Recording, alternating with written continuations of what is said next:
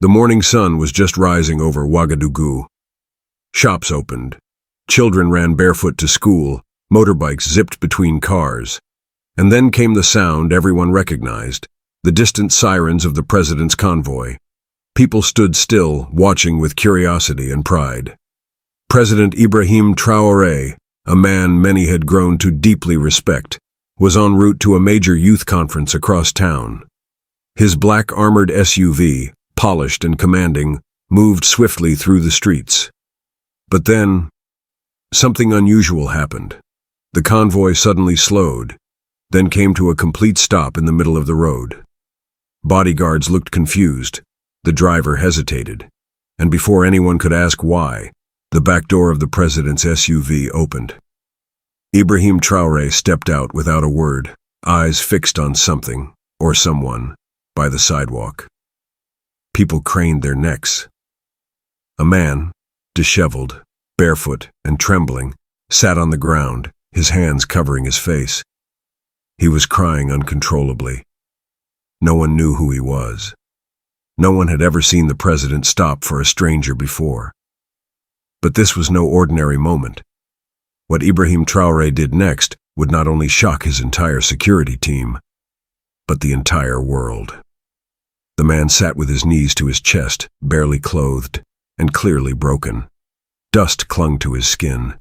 His feet were cut and bleeding. His eyes, red from days, maybe weeks, without sleep, stared down at the ground. As Ibrahim Traoré approached him, the crowd hushed. "Who is he talking to?" someone whispered. Others began filming on their phones. Traoré slowly knelt beside the man, placing a gentle hand on his shoulder. The homeless man flinched at first, then looked up, and in that single second, something happened that cameras couldn't fully capture. The man's face crumbled, and he broke down in sobs, leaning into the president's chest. No words yet, just tears. A powerful man embracing someone with absolutely nothing. One of the bodyguards stepped forward, whispering urgently into his earpiece. Another tried to speak to the president. "Sir, please, we have to go." But Traoré raised one hand calmly. "No," he said softly. "He needs to be heard." The crowd was frozen, and at that very moment, a gust of wind blew a torn paper from the man's hand, right at Traoré's feet. He picked it up, unfolded it, and what he read stopped his breath. The paper was dirty and crumpled, almost unreadable, but the few words scribbled on it were enough to shake even a leader like Ibrahim Traoré. "I had a daughter once," it began. "She would have been 9 today if I hadn't failed her." Traoré's hands trembled slightly. His eyes moved slowly over the rest of the letter. It was written in pieces, broken grammar, incomplete sentences, but the pain in it was unmistakable. He looked down at the man again. "What happened to her?" Traoré asked gently. The man didn't answer. He just cried harder, burying his face in his hands. The president didn't press. Instead, he sat down beside him, on the dusty sidewalk, with his clean black suit now brushing against the earth. No guard stopped him. No protocol mattered now. Cameras continued filming. One woman watching from across the street began to cry. Another man whispered, This is a real leader." Traffic had come to a complete stop, but no one honked, no one complained. They all watched, silently. Ibrahim Traoré folded the letter carefully, placed a hand over his heart, and whispered something to the man that no camera could hear. But the man nodded, slowly. And then, he finally spoke. The man's voice was low, shaky. "Her name was Mariam," he said. The name hung in the air like a ghost, soft and heavy. She was the only light I had left. President Ibrahim Traoré sat beside him quietly, giving him the space to speak. The cameras zoomed in. The world was watching, but he wasn't performing. He was listening. "She got sick, fever that wouldn't go away. I begged for help. Went from hospital to hospital, but they all turned us away. Said I needed money I didn't have. The man swallowed, his voice cracking. She died in my arms on a bench near the market. Just closed her eyes. His hands trembled as he pulled out a tiny faded photo from under his shirt. A picture of a smiling girl in a pink dress. Mariam. President Traoré took the photo with both hands, holding it like something sacred. For a moment, no one said a word. The crowd that had gathered wept. One elderly woman whispered, "That could have been my granddaughter." The president looked up at the man, eyes full of emotion. "Why didn't anyone help you?" he asked softly. The man's answer cut deep. "No one saw me." Ibrahim Traoré was no stranger to hardship. He had walked through villages with no water, visited children in clinics built from clay, and listened to countless stories of pain. But this was different.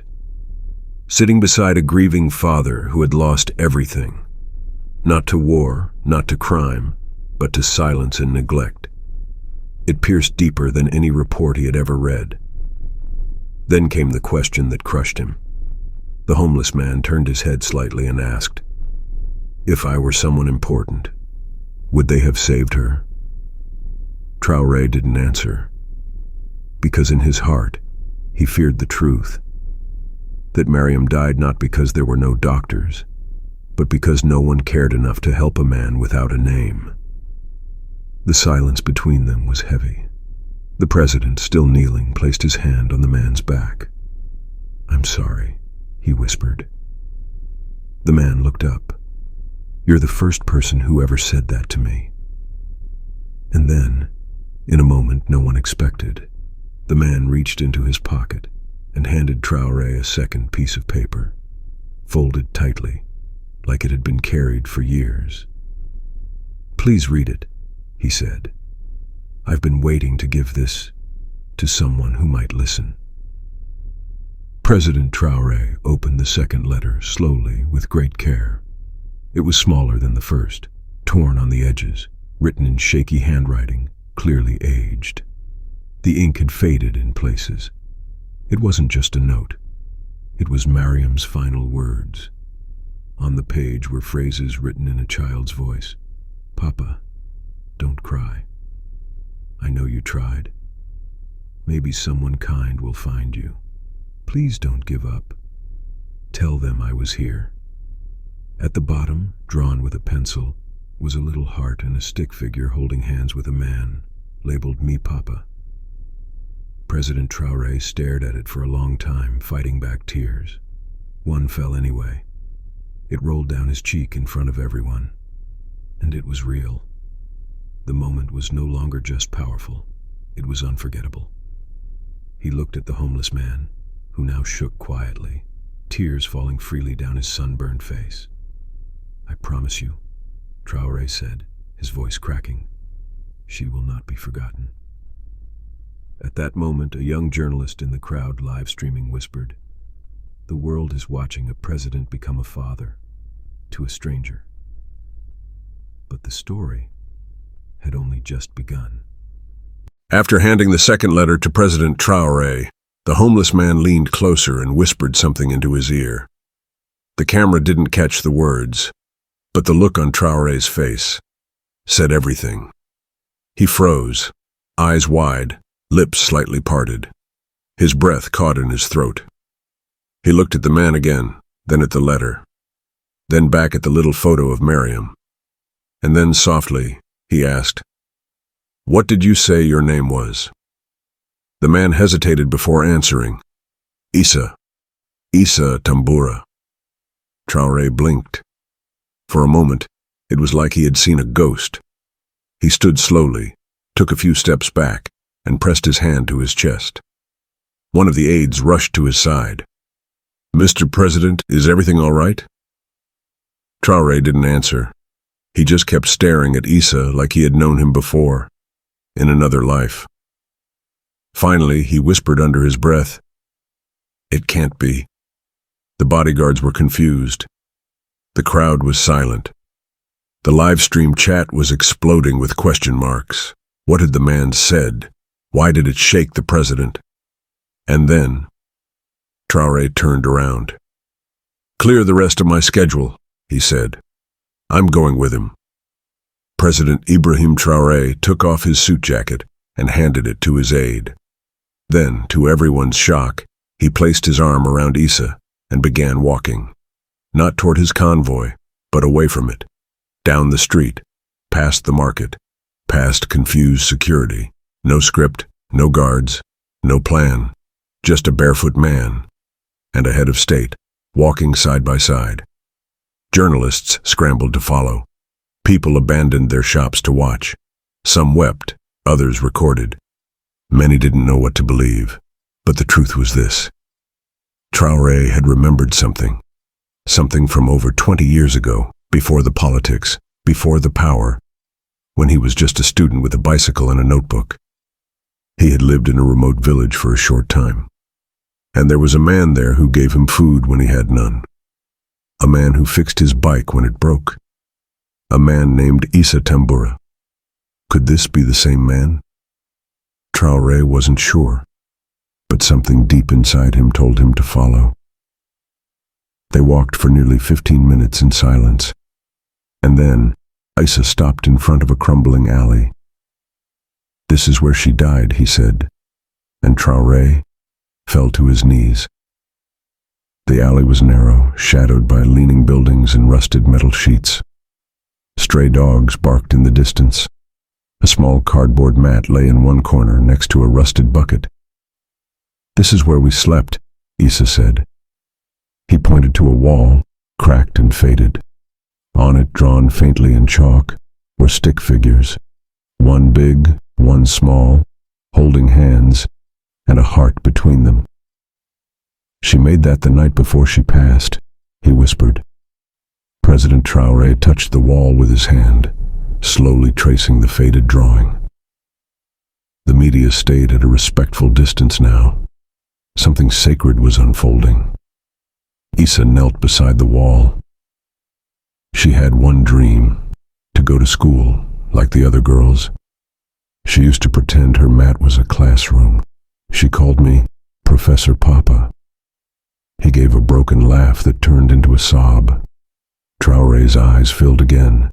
Then, without hesitation, he stood up, turned to his aide and said, "Bring the education minister. Tell him we're building something here." "What, sir?" the aide asked. Traoré placed a hand on the wall, over Mariam's heart drawing. "A school," he said. "We'll name it after her." The internet exploded. But this story was far from over. That night, President Ibrahim Traoré didn't sleep. He sat alone in his study, the lights low, the photo of little Mariam placed gently on his desk. He couldn't stop staring at it. The girl's smile, the crinkle in her eyes, it reminded him of someone. Then it hit him. A memory, buried deep. 2 decades ago, as a student during his military training, he had been stationed in a small northern village for 6 weeks. He had no family nearby, no money to eat properly, until a kind man at the market began giving him bread. That man had a baby girl who followed him everywhere, always giggling, always singing. Her name was Mariam. His heart pounded. Could it be the same Issa? He scrambled to find the old notebook he had kept back then, pages full of scribbles, maps, and random thoughts. And there, between 2 torn pages, he saw it. Issa gave me food again today. Said I'll make a good man one day. His baby Mariam laughed when I fell off the bike. Tears blurred his vision. This wasn't just a stranger. Issa had once saved him. Now it was his turn to give that man his life back. The next morning, as the sun rose over Ouagadougou, Ibrahim Traoré returned to the alley. He didn't bring cameras. He didn't wear a suit. Just a plain shirt, old jeans, and the notebook. Issa was sitting where they left off, staring blankly at the wall where Mariam's chalk drawing remained. Traoré walked up, sat beside him, and handed him the notebook. Issa opened it slowly and froze. His lips parted. His fingers trembled. "You kept this?" he whispered. Traoré nodded. "I was hungry, alone. I had nothing. You fed me, protected me, told me I was meant for more." Issa turned the pages gently, as if holding something sacred. "You remembered Mariam," he whispered. "I never forgot her," Traoré said. And then, voice shaking, he added, "You were my father before I ever had one." Issa covered his face, sobbing uncontrollably. His shoulders shook as years of buried emotion broke free. And for the second time in 2 days, a sitting president wrapped his arms around a forgotten man. Not as a leader, not as a hero, but as a son. That embrace wasn't for the cameras. It was for the little girl who dreamed of a classroom, and the man who gave hope when there was none. By the afternoon, news of the president's visit to the alley spread across Burkina Faso like wildfire. But this time, the headlines weren't political. They were personal. President reunites with the man who fed him as a boy. A school to be built in memory of a child who died unknown. The girl named Mariam, now the name of a nation's promise. Radio stations played Mariam's story over soft music. Children asked their parents, who was she? Teachers wept in classrooms. People who had never cried over the news cried. Outside the presidential gates, citizens left handwritten letters and flowers with messages like, "For all the children like Mariam." To President Traoré, "Thank you for reminding us what a heart looks like." But inside the palace, Traoré wasn't celebrating. He was preparing. That evening, he called a private meeting with his ministers. "No more delays. We will begin construction next week." "What shall we call the project, sir?" one minister asked. Traoré paused, then said quietly, "The Mariam Dignity School." He looked out the window and whispered, "No more children dying invisible." That evening, as the sun began to set behind the city skyline, Issa handed Traoré one last item from a torn leather bag. "I was saving this," he said quietly. "It was meant for after I left this world." It was a yellow envelope. No stamp. Just a name written in faded pencil. To President Ibrahim Traoré. Traoré's hands trembled as he opened it. Inside was a short letter, written in broken French, with tear stains smudging the ink. "Dear President, if you ever find this, I want to say thank you. Not for what you did, but for who you became. I knew the boy from my village would do great things. I don't want money. I don't want fame. I just wanted to say one thing. Please don't forget my daughter. She died believing she mattered. Make her right." Traoré couldn't speak. He stared at the letter, chest rising and falling with emotion. Issa looked down. "I wrote it the night after she died," he said. "But I never had the courage to send it." The room went silent, except for the sound of both men quietly weeping. The next morning, President Traoré returned to the alley. But this time, he brought only a shovel. "No cameras," he instructed. "No speeches." He began to dig near the chalk drawings. Issa watched from the side, confused. After about 20 minutes, the shovel hit something solid. A wooden box, old and weather-worn, tied with string. Issa's eyes widened. "You found it." He rushed forward, falling to his knees beside it. With shaking hands, he opened the lid. Inside were Mariam's last belongings, a cloth doll with a torn arm, a small pair of shoes, and a notebook filled with drawings and numbers. "She used to pretend to be a teacher," Issa said, his voice cracking. "She'd teach the alley cats to count." One page had a message scrawled in a child's handwriting. "One day I will have a school with books and friends and water and love." Traoré held the notebook close to his chest. "We will build it," he said softly. "Right here." That evening, the story reached the national news, not because of what was found, but but because of who was kneeling in the dirt, covered in sweat, holding a doll like it was treasure. 1 week later, the ground was cleared. Construction had begun. But before the first stone was laid, President Traoré asked for a simple slab of wet cement to be poured in front of the building site. He handed Issa a stick and said, "You write it." Issa, confused, looked around. "Me." Traoré nodded. "Her name. Let her lead the way." With trembling fingers, Issa knelt and wrote, "École Mariam Tamboura." The crowd that had gathered clapped. Some sobbed. Others kneeled in prayer. It wasn't just a school anymore. It was a promise. To every child who had ever been ignored. To every parent who had lost. To every soul who had believed they were invisible. Traoré looked up at the sky and whispered, "You were seen, Mariam. You were always seen." That night, the photo of Issa writing his daughter's name in wet cement became the most shared image in the country's history. Millions of people across Africa and beyond posted the caption, "Build love like this." But what the cameras didn't know was that Traoré had just received shocking news from his team. News that would change Issa's life and the nation forever. Just days after the school's name was etched into the earth, President Traoré's personal doctor requested a private meeting. He looked pale. "Mr. President, we received the test results you ordered." Traoré nodded. A few days earlier, his team had quietly collected a sample from Issa under the excuse of medical assistance. Traoré had a strange feeling, a quiet thought he hadn't dared to say out loud. The doctor placed 2 files on the table, one with Traoré's blood records, the other with Issa's. The room fell still. "They match," the doctor said. Traoré's eyes widened. "What do you mean?"